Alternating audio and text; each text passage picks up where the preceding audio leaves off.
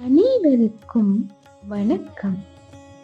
பார்க்கும் கண் இருந்தும் பார்வை இல்லை என்றால், கேட்கும் செவி இருந்தும் ஓசை கேட்கவில்லை என்றால், அந்த உறுப்புகளால் என்ன பயன்? அதே போன்றுதான் நம் வாழ்க்கையும் என்கிறது வள்ளுவம்.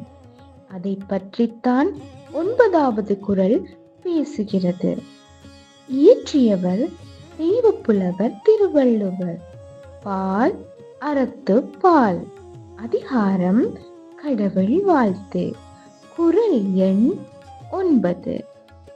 கோலில் பொறியில் குணமிலவே என் குணத்தான் தாளை வணங்காத்தலை.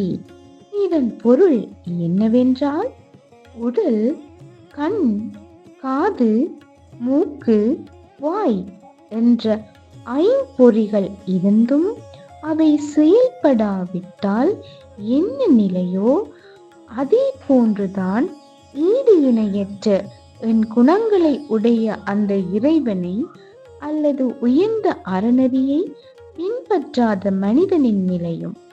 அத்தகைய உயர்ந்த வழிகாட்டுதலை பின்பற்றாத மனிதன் உருவத்தால் உயிருடன் இருந்தாலும் அவனது வாழ்க்கை ஒரு பயனும் இல்லாததாகிவிடும்.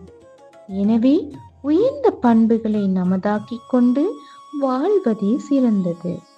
நன்றி.